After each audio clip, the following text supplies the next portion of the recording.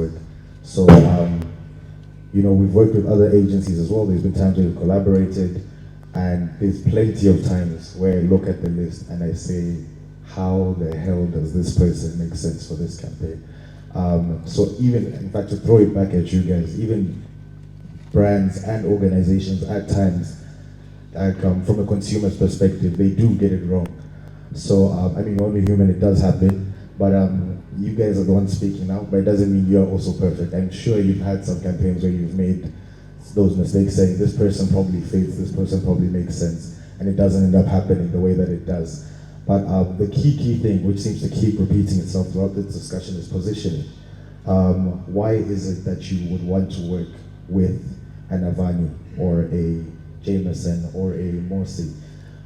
These guys are watching, as you say. So that story you put up, cracking jokes or whatever, they see that in addition to the stuff when you're trying to impress them as well. So of course, you want to remain authentic, you want to remain who you are. You should be who you are at all times. My friends here who are speaking later have told me that. But at the same time, why is it that you want to collaborate or work with these brands? These guys they also have people they have to answer to say, justify why Wengo is the person for this, or justify why X is the person for that. And it's really, really important, and I think that's the main thing that I've taken away. So you've already kind of touched on it though, but what would you say in Zambia in particular, you especially Peter who's worked outside of Zambia, what would you say is maybe the number one challenge from a brand's perspective when it comes to collaborations between content creators and influencers and brands? I think like you said already, is there's a lot of key factors that are involved in identifying an influencer that you would like to work with. We get proposals every other day. But it's important to then understand your brand and the message you're trying to deliver on that brand. And sometimes proposals come from influencers that do not even relate in any way to the brand. At the end of the day, I'm trying to speak to a specific consumer and I'm trying to push a sale. Awareness, yes, is important, but at the end of the month, I'm going to be reporting how well our sales doing, how did we perform in the market. And if an influencer that I engage is not going to translate into a sale for me, I don't think it's worth me engaging that influencer. There's a story I recently heard of Snoop Dogg being hired to represent a non-smoke stove company, I think, and it went bad because they did not get any sales, and the CEO of the organization had to resign because it went viral, but it did not translate into anything else. So I think for me, that's one important thing. Relate to the brand, relate to my target consumer, and let it translate into a sale for me at the end of the day. But then it also, the type of content that you're bringing out is very important. Yeah. What we usually do is campaign-based. We need to be very organized. We have international brands that are represented by ourselves here. So getting an influencer for us really comes down to our objectives at the time. And then an alignment with the influencer. We don't work with any influencer just because of numbers and such, but they have to align to the brand ethos. And the beauty with working with international brands, huge brands such as Jameson, Shivas, Beefeater and such, is that they provide brand guidelines. To influencer management to say, look, do your homework as well. Like Lampito said, give me all the facts and the details. It shouldn't be my job to start revetting those influencers. I should look at that list and say, okay, this is what they do, this is their type of content, their followers, male and female demographic, what's the age group, because I also have an age group that I want to reach, right? I should have all this information on that presentation and be able to make my decision based on that. Maybe one or two I'll also know and say, no, actually, I wanted to see this person as well because I've seen their content, I've seen that they actually drink my product. Why aren't they on this list? Some of the people that you're bringing to my attention don't even touch my product.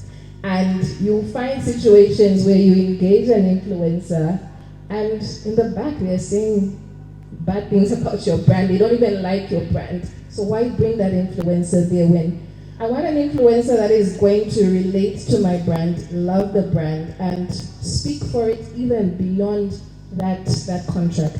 So yeah, that's what I want to say. All right. So I think the key thing from my point of view is, does the proposer understand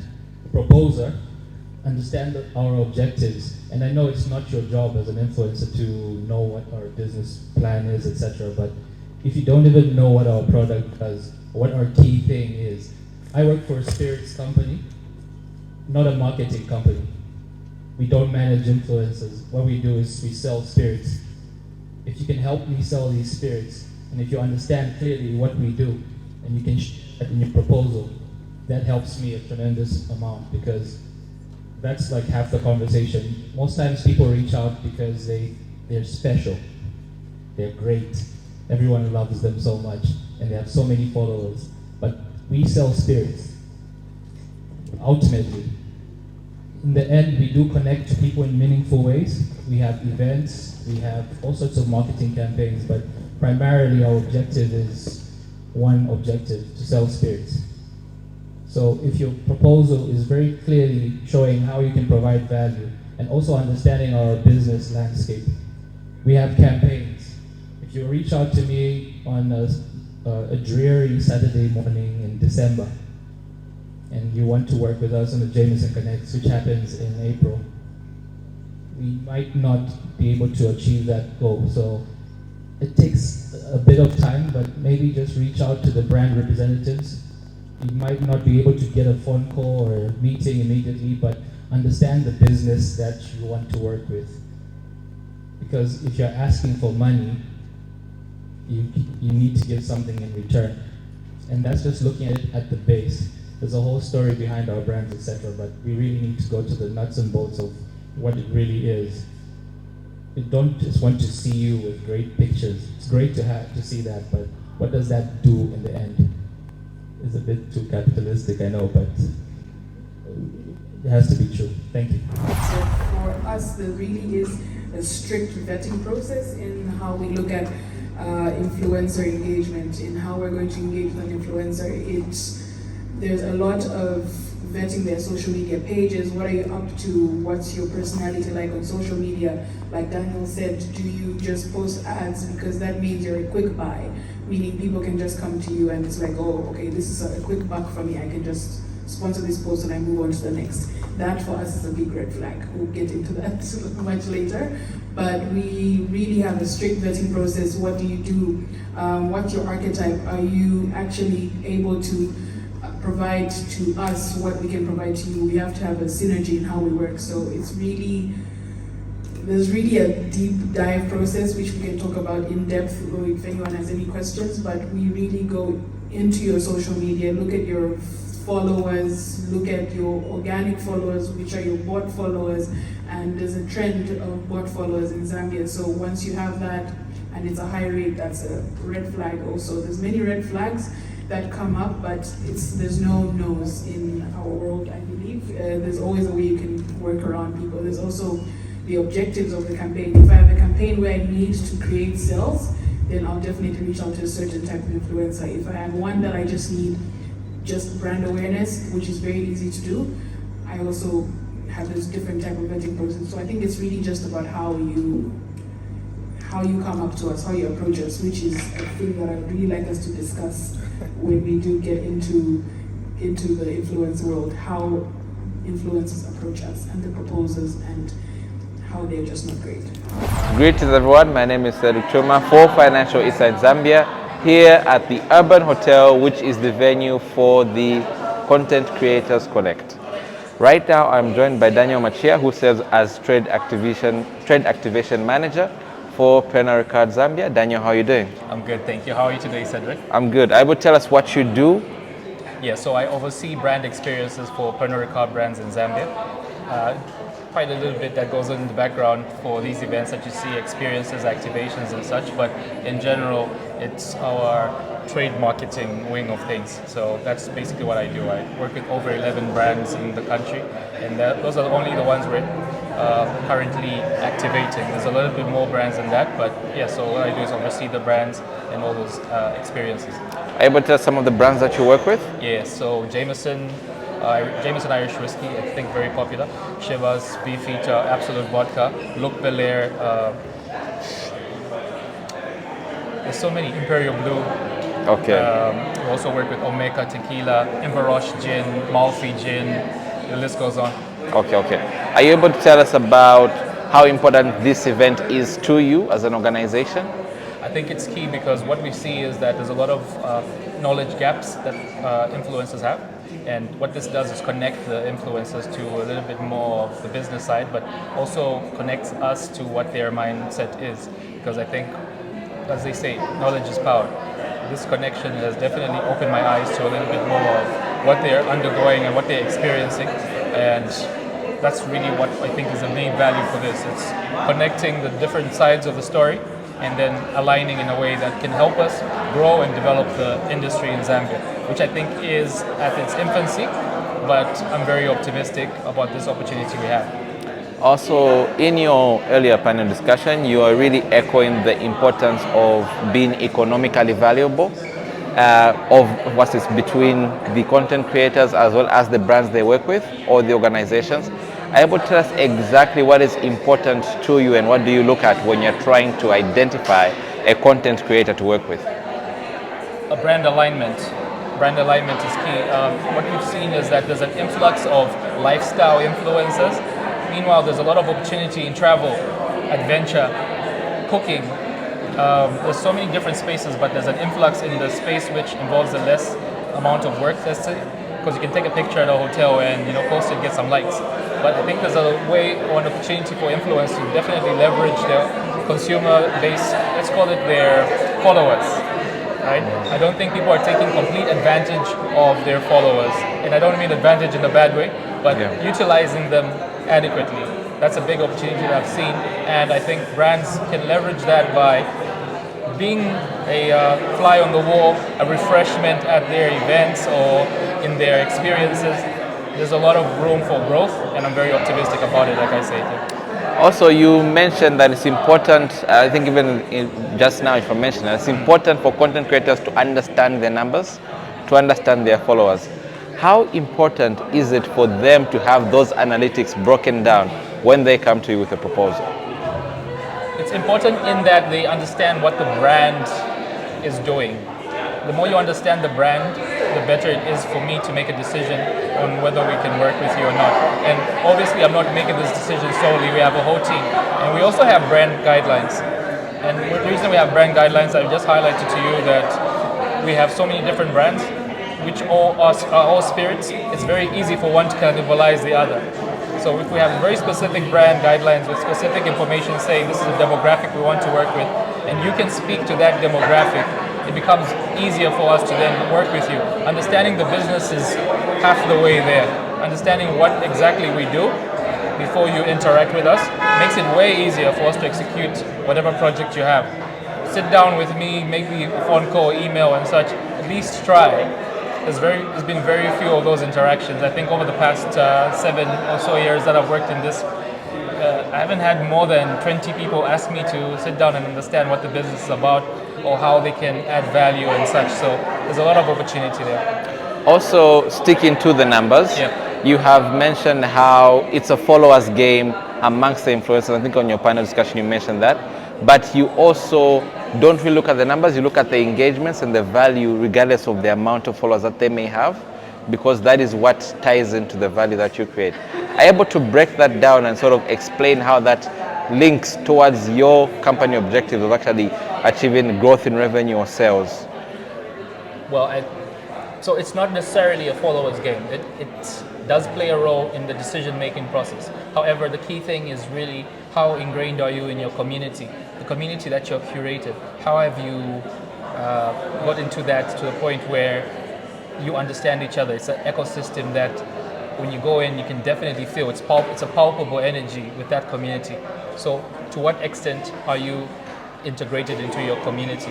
Numbers definitely do assist, depending on business objectives. If our objective is to get a lot more awareness, let's say it's a new product that we would like to showcase, more numbers would help in that, if they post something, organic reach would be a lot more than a person who has less numbers. But the key thing, again, is really brand alignment more than anything, because what we're looking at is long term. Small numbers and such is really a short-term view of looking at things, but really how ingrained are you in that community? And we can actually grow with you. We can see the potential in some brand influencers and brand collaborators. And we are willing to take those chances with some of these people.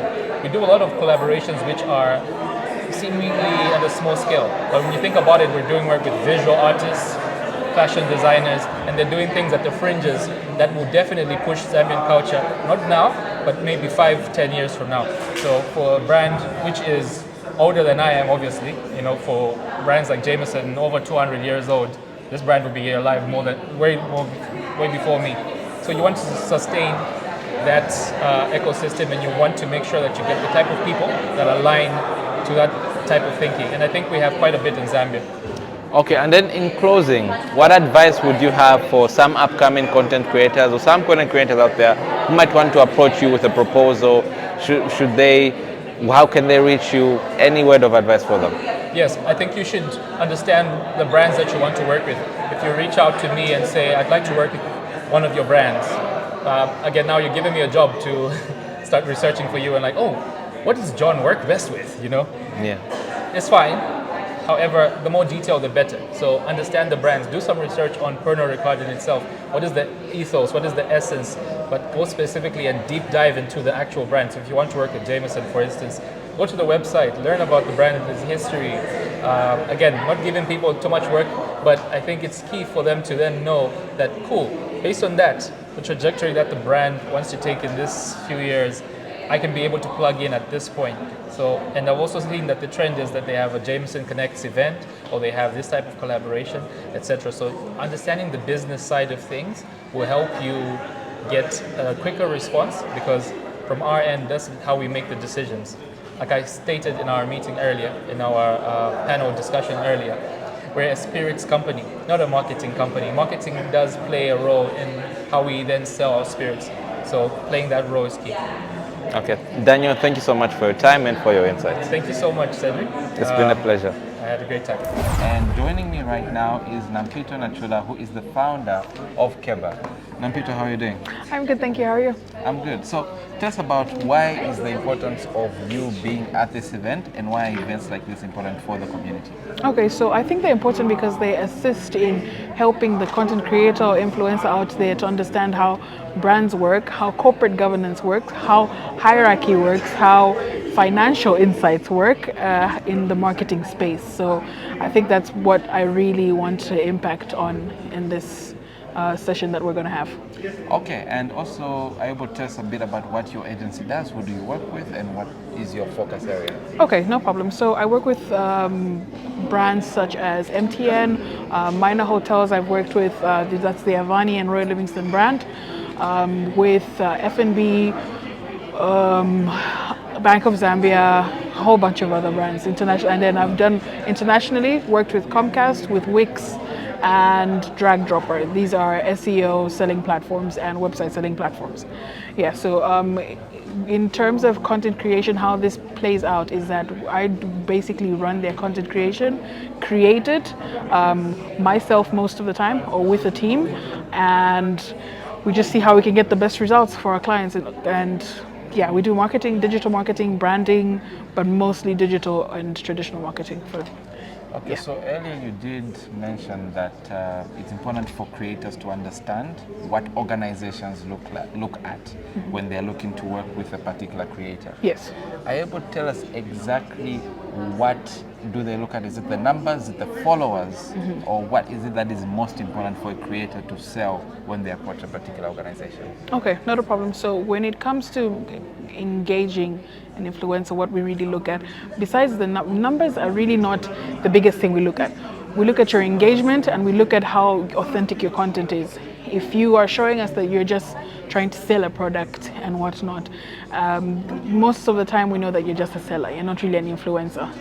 which is a very, very big difference. People mistake being a seller and being an influencer. There's a very, very big difference there. Being an influencer, you have to actually influence somebody to sell. As seller, you just need to make sure that you've met your goal of selling, which is, so we really look at that, really look at how authentic a person is. We look at their engagement, what your demographics are, where you're able to reach out to. Are you able to reach out to the market that we are looking at? And then from there we go through a vetting process, and we look at we do a social media audit of your profile, whether you have fake followers, you have real followers. A lot of the time there's a lot of fake followers, so we have to make sure that we do go through a very strict vetting process. Okay, you mentioned the vetting process Yes. as well, and in your panel discussion you mentioned how there's a trend of some influencers having bots as followers and commenters. Yeah. Are you able to walk us through some of the tools you use in this vetting process? Okay. And what are some of the things that are green flags or red flags? Okay, so you can use tools like InDash, Modash as well. There's Upfluence, which are either tools that you can pay for, and they're able to go into your social media and you're able to see where the person's followers are from, what demographics they're from, and you can be able to tell the percentage of the followers that they have that are real, those that are bots, and those that are organic, which is very, very important. The ones that are bots, it's very easy to get rid of them because all you have to do is just unfollow the pages. That's why we encourage you to do social media audits of your pages. You see there's this page that has 0 followers but a 5,000 thing, those are usually bots. 5,000 followers, those are usually bots. All you have to do is just unfollow and block or report. Unfollow, block, report. When you do that, you see your Instagram or Facebook or whichever, your brand health is much better than you actually just having 50,000 followers, and then you find that you only have 10,000 that are actually real. It really hurts your brand that way. So that's a red flag when we see that. Green flags are if you have 5,000 followers and you've got great engagement. That's a green flag because you can sell. People are interested in you. That's a very green flag for us. If you are authentic, green flag for us. If you're selling stuff that you actually use, that you actually engage with. If you drink Mosi and you're selling Mosi, I appreciate that. That's a green flag. If you actually do use certain things that you're actually advertising, that's a green flag. That's how we really go through the vetting process. Look at your authenticity, look at your following, we look at your engagement, and we just look at you as a person. How authentic are you? Are you damaging? Are you a person that can damage your brand? Are you good? Like that's how we look at it. Okay, and then you've mentioned being authentic and the importance of being authentic. There is some trend among some content creators to start creating content like other content creators that may be more popular than them. Are you able to tell us the importance of authenticity in the content creators you would prefer to work with? Yes, so I think, I think I spoke about this even in the panel, that there's a lot of content creators that will inspire other content creators, and some people get lost in inspiration and imitation.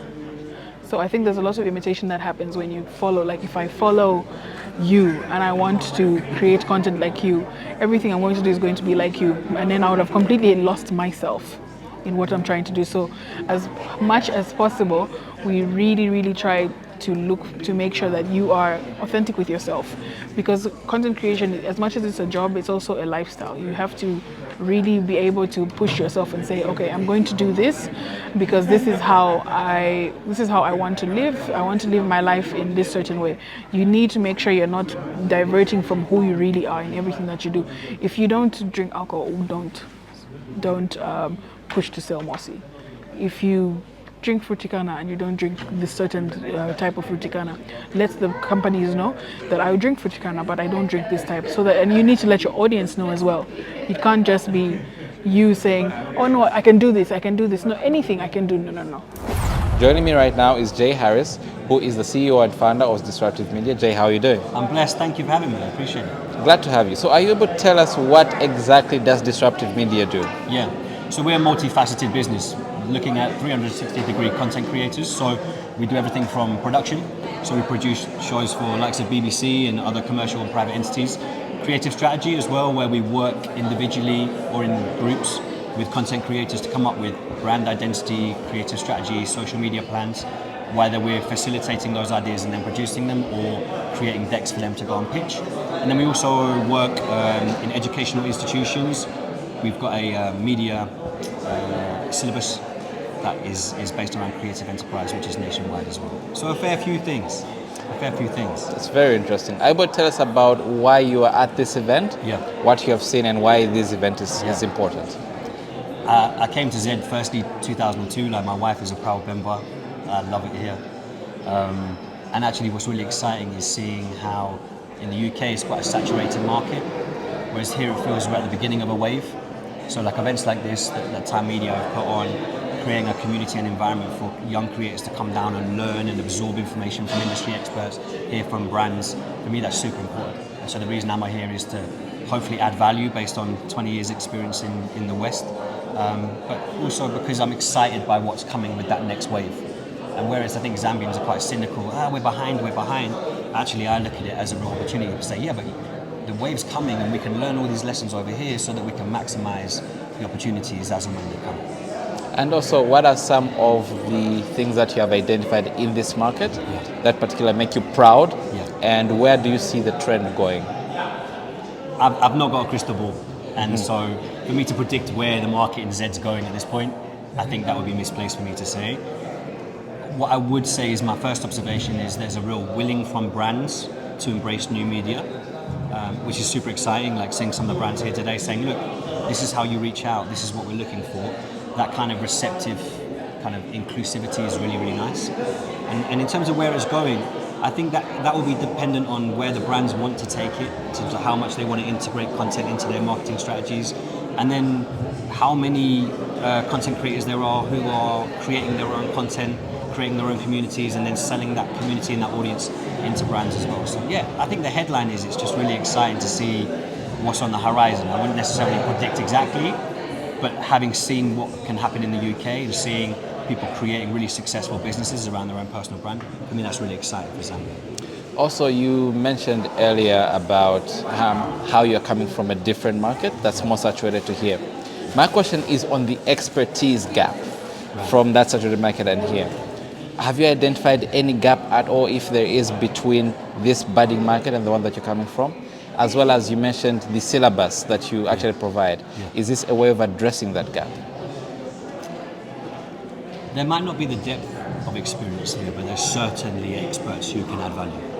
So, again, seeing Z over the last 20 years and seeing the emergence of the creative industry, seeing it being taken more seriously outside of traditional old media networks is really exciting.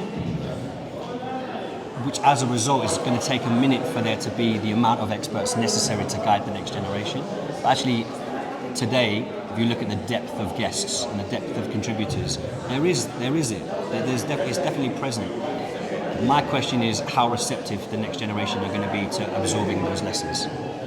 Because if they absorb experience and they listen to the wisdom of elders, as it were, then it will be a really healthy place to be.